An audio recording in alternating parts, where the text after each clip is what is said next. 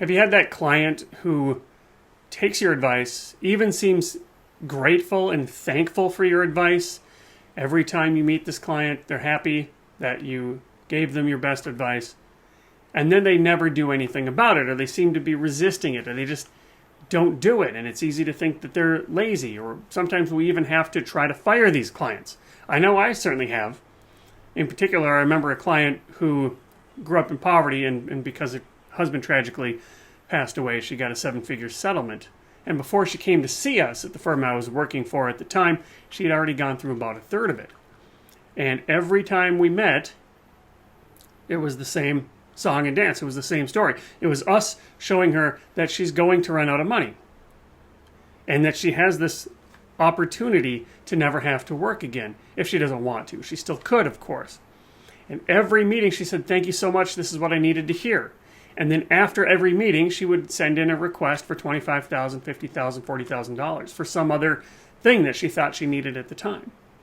So if this sounds familiar to you, it's because our clients aren't motivated, or they're maybe dually motivated. They have ambivalence. They do want to follow our advice. That's why they're here. That's why they're with us. That's why they pay us. And yet there's just something there, something missing that prevents them from implementing the advice, because information isn't enough. Connection is what we're looking for. When clients feel connection, they're more likely to follow through because they've got a lot of things going on. So what brings you here today? Helping them make financial decisions or better choices, that's obvious. But what they're bringing with them are childhood lessons that they've got, money scripts that they've got, trauma that they might have experienced. But identity is wrapped up in money as well. So clients don't need facts. What they need is connection. They need trust. They need somebody who gets them, that can spark change for them. Because without any emotional readiness, right, I could know intellectually that I need to stop spending, but if I'm not emotionally ready, even the clearest advice isn't going to stick. Now, action is where we want clients. Action is when they implement our advice. They're paying us for our advice. We want them to act on it. And then we want that action and implementation to be so good that they tell all their friends about it. But sometimes they're stuck. And this is the case of that client that I worked with, that client that you might have that refuses to sell the concentrated position, that refuses to review that estate plan because they're not motivated. Motivation is what leads to action. Intrinsic motivation. Now, we can motivate them extrinsically. That's when you use forces outside of them, warnings and data and persuasion and logic and the like. And that can work, but if we're motivated extrinsically, anything will stop us. Now, if we're motivated intrinsically, there's something in us that wants to do it. There's a fire inside of us. Nothing's going to stop us. So when motivation is low, intrinsic motivation is low, or if motivation is conflicted, ambivalence, in other words, I do want to do this thing, but I also don't want to do this thing. Well, trust is that bridge. Clients will act. Clients will be more likely to implement our advice when they think that we understand them or when they know that we understand them.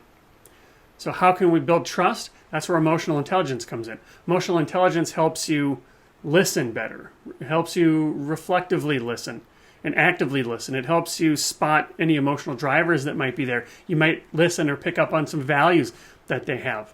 And you can help them work through that ambivalence. So emotional intelligence is the key that unlocks the trust. And the trust is what unlocks the motivation. And then that's when we can get them more likely to implement our advice.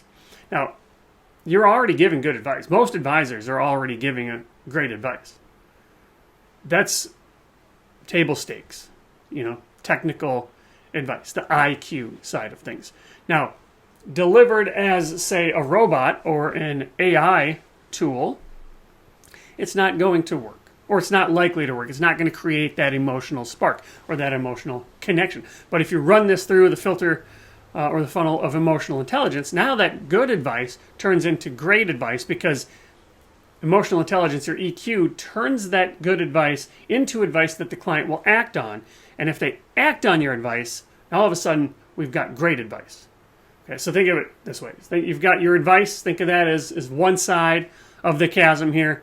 Clients implementing it, doing it, referring because you're such a great advisor. That's on the other side. And how do you get across this chasm? Well, the bridge is emotional intelligence. EQ connects advice and action. And you can start doing this today. Just start asking more questions.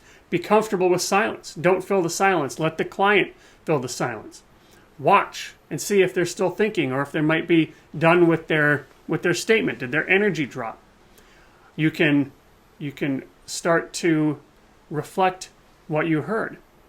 And all of this builds trust. All of this builds your EQ muscle. And if you do this, clients will be more likely to act on your advice.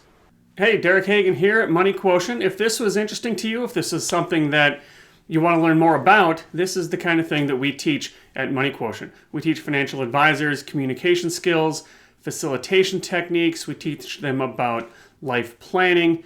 And basically it all comes down to Stephen Covey's quote, "What good is climbing a ladder if it's leaning against the wrong wall?" Or if the ladder you're climbing isn't leaning against the right wall, every step you take just gets you to the wrong place faster. So we help advisors, help clients identify the right wall. So if this is interesting to you, head on over to moneyquotient.com. You can learn about our True Wealth planning process, which is our model of financial life planning, which guides clients through 5 stages and 4 inquiry categories. These are the types of conversations that you have. So please let me know if you want to learn more, moneyquotient.com.